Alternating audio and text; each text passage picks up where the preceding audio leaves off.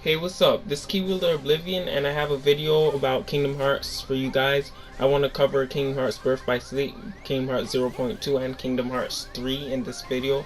And I want to talk about Shotlocks, dodge rolls, and how they're no longer overpowered.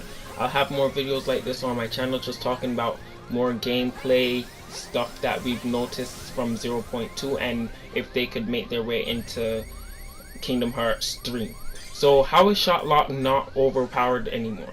So in Birth by Sleep, we were able to beat any boss and almost any secret boss through the use of Shotlock only. I was there. I think there were two different ways to charge the focus gauge. The first way was getting hit by the enemy, and the second way it also went up was by hitting the enemy. This allowed us to constantly get the Shotlock command in any battle.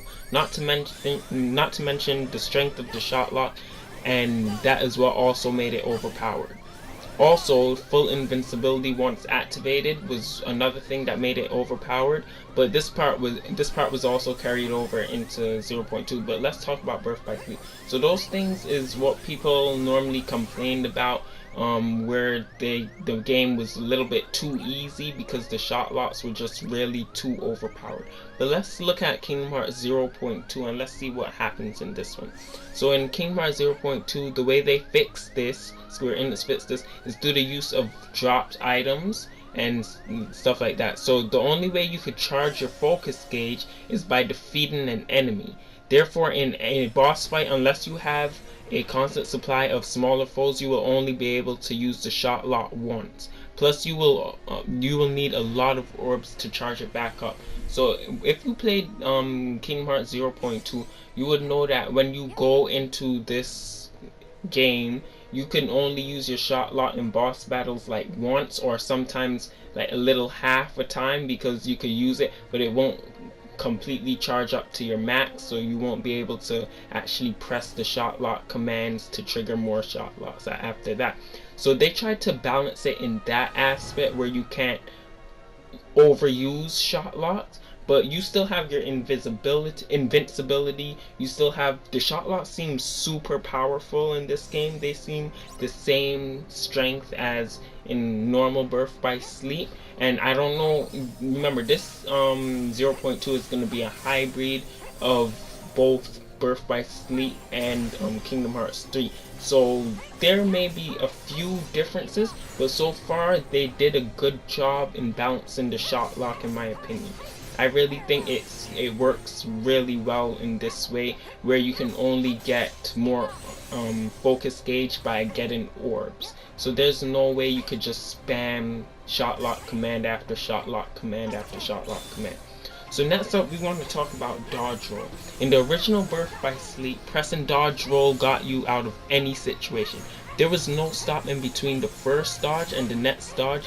Therefore, you have invincibility no matter what. So you always just press dodge roll continuously and nothing will be able to hit you. Of course, this is not all the attacks worked on this. This is only because, like, we as players, our finger get tired, so we may slow down our press on the dodge roll, and that's when you notice attacks start to hit you. And pretty much, if that's the only way that you get hit in the game, that's really not overpowered, but maybe broken, because then you could literally just roll around your enemy constant times until you find a way to attack them. So let's talk about in Kingdom Hearts 0.2.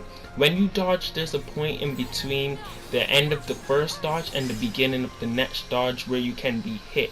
So it's best to dodge with timing rather than spamming. And I think that's what Square Enix and, you know, all the people working on Kingdom Hearts 0.2 and Kingdom Hearts 3 wants to implement. They want to show that they actually listen to us. They see how the gameplay was a little bit overpowered, a little bit broken in some ways, and they wanted to fix it. They didn't completely take anything out, which I was completely scared they would do. Like, they would completely remove Shotlocks, or they would make them so weak that no one would want to use them. And I hate things in games like that. Leave a comment if you agree with that.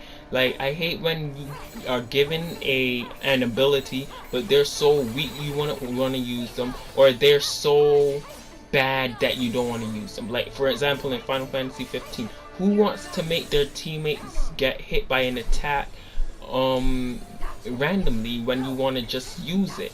So that's how come magic in Final Fantasy 15 wasn't really a big thing, and people often forgot that we had magic. So I like that they did this with the focus gauge. They didn't nerf Shotlocks, and they didn't remove the invincibility once activated. They just made it harder for you to actually activate Shotlock.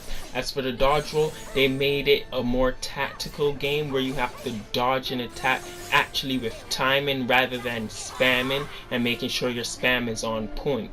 Which my spam was on point in Birth by Sleep, just so you know. Alright, so anyway, that's what they did to like improve these two things in the game that were either overpowered or slightly game breaking. Let me know in the comment section what you think about these, if you like how they improved it, and if you want to see things like this in Kingdom Hearts 3. That way the game isn't too easy. No one wants an easy game, and it's fun because you know you beat something not by spamming but by skill. So leave a comment, leave a like, and subscribe to my channel if you want to hear more videos about this. I'll talk about more gameplay aspects that have improved, that I wish will improve for Kingdom Hearts 3, and that I've seen in Kingdom Hearts 0.2 that I didn't really like and I hope doesn't make it into Kingdom Hearts 3. So if you want to watch those videos I'll have later on my channel, leave a like, leave a comment, and subscribe to my channel. Thanks for watching.